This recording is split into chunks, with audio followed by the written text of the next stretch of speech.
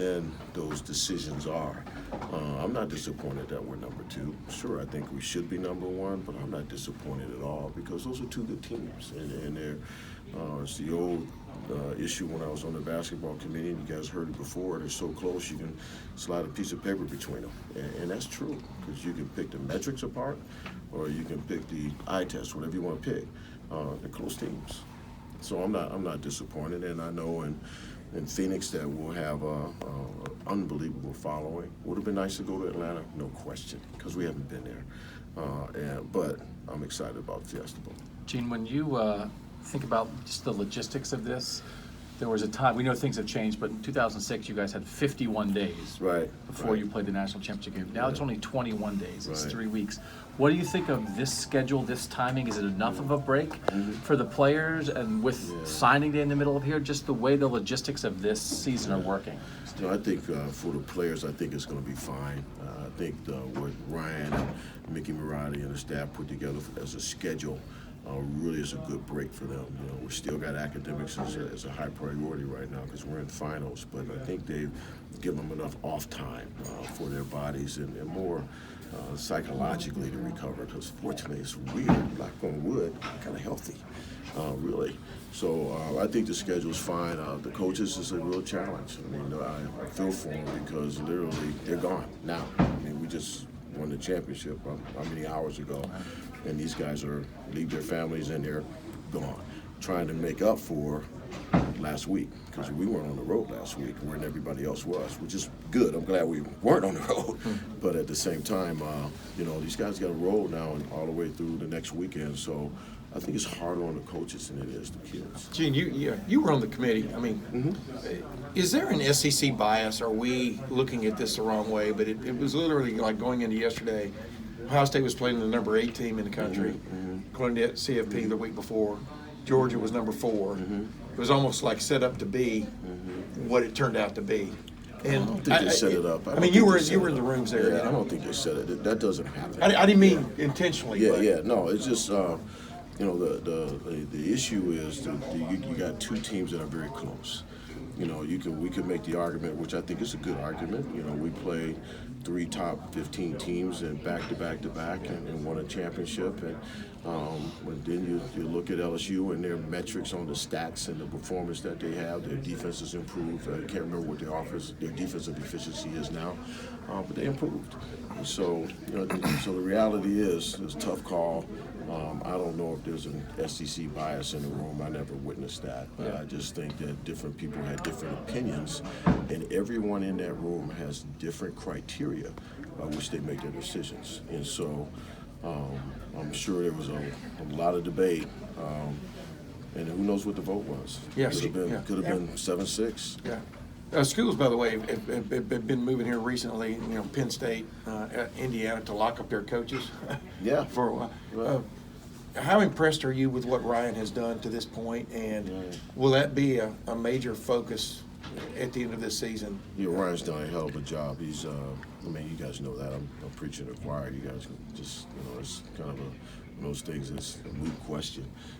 So our biggest concern right now is getting our guys healthy and getting the coaches back home after being on the road and signing who we got to sign in December, and then how many ever we got coming in January, making sure they transition in. Gene, you were in obviously the committee room, as you mentioned, and they talk all year about how it's body of work, body of work, all year, the whole thing, right?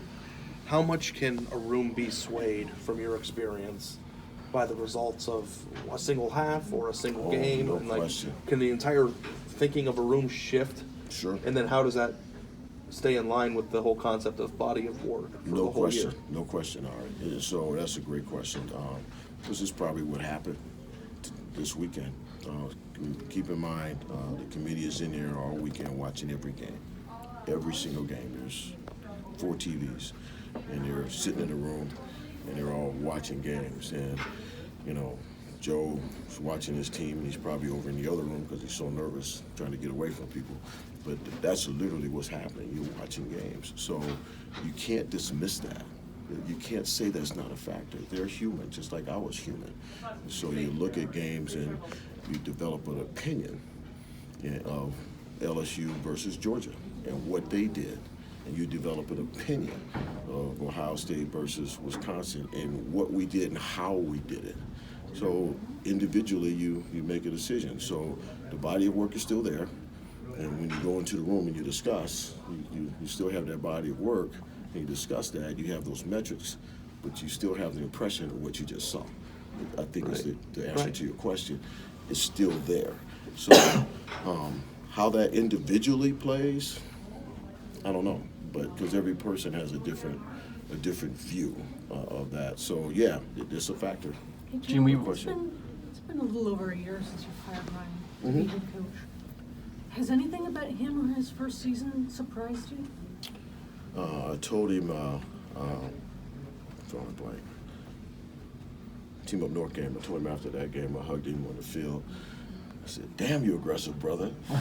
And, we were, I forgot where it was. We were running the rock. I mean, we were like, I was watching our boys up front. I mean, what an offensive line we have. Those when they put it together and they figure it out, they're knocking people out. And so that game, they were starting to knock them out. And I'm like, just give the boy the rock, and he's like throwing 40-yard passes. I mean, and so I knew he had that, but we saw it on full display. We saw it on full display at the championship game. How many of you thought that he was going to throw a fake punt? Remember back to the onside kick? Now, he had told me that, showed me that on film, that we got a shot. I just didn't think he was going to do it. And particularly at the time he did it. I mean, I love the fact that he's aggressive. That's something that I learned. I thought he had, but I didn't know it, right? We saw it on full display this season. He's an aggressive guy. I love that. Gene, Take the risk. We asked a lot of the players about this. The 2016 game when you guys lost to Clemson 31-0. Painful. Did that feel like you guys were such a good program, you're only 2 years removed from the national title, Right. but did that feel like a moment to you of like, we're really good, but this showed us how we need to get better? Was it a reset? And then Ryan comes in a week later. Was that a reset for this program at all in any way? I think that game, a number of bowl games showed us that we needed to elevate our game in recruiting. And, the Florida loss, the LSU loss, Clemson loss. We needed to change our perspective and look at different positions differently. So we've done that. I mean, this team has that. Urban contributed to that shift. I candidly talked about that, and Ryan has done that as well. If things go well for December 18th, he continues that. But then the development of that. I mean, Sean Wade. Wow. Wow. Anywhere else he'd be the starting corner. And so you just we can go around the room, right? Just pick them. But yeah, that's we've changed a lot since that time. Gene, did you enjoy being able to advocate for Ohio State this year instead of having to stay objective being on the committee? The hardest thing for me was not call my colleagues on the committee. I wanted to yesterday so bad, and just text them. But I knew it wouldn't mean nothing because they all hide their phones. But it's a relief. I don't have to worry about what I say in that regard, and but I'm conscious of what they go through. That's the thing. The benefit that I have is, I know how hard it is. I mean, people, those of you who may have gone through the mock can appreciate how hard it is. It's not easy, and we try and make it look easy, but it's not easy. And it's a huge responsibility. So, but to your point, Dan, I love the fact that I can just say that we should have been number one. I wish we were number one, but I get it. Gene, I know that this might seem like a weird question, so forgive me, but when you start talking about the players that are on this team and the depth of talent that you just alluded to, there was a shift in the way that Ohio State ran its football program when Urban Meyer took over. That's right. 7 years ago. I'm wondering, on a day like today when you're facing a team like Clemson or days in previous past when you're facing teams that are this talented, how has that shifted your mentality of how aggressive and how much money can be spent in the recruiting game, and how has this program evolved even in the playoff era in terms of just what you guys are willing to do and what extent you're willing to do to recruit at the highest level possible? No question. It's interesting because when you look at all when you mentioned the dollars, the dollars spent is based upon location, geography. We're blessed to be in Ohio, right? So at a great airport where we have good connections and things of that nature. So our travel costs might be less than Nebraska's because of geography, right? And so when you look at recruiting costs, it is, it's a little different. But to your question, it's more about your focus and intent. So we didn't recruit as national as we are now. We didn't. We are recruiting nationally like there's no tomorrow now. I think we'll have 2 guys in California next week, and then from New York to California, so we'll have 3. That never happened before. And so, why? I mean, so to your point, our focus has changed. We're more national. We definitely want to keep Ohio strong. Gotta lock it up, but our numbers aren't what they used to be.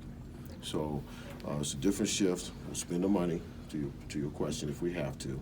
But it's talent. You gotta have talent, and we're at a level now where, I feel comfortable playing at Clemson or Alabama or whoever, because we have the ability to play them from a talent perspective. Not to disparage the past, but would that have been the same thing in 2011?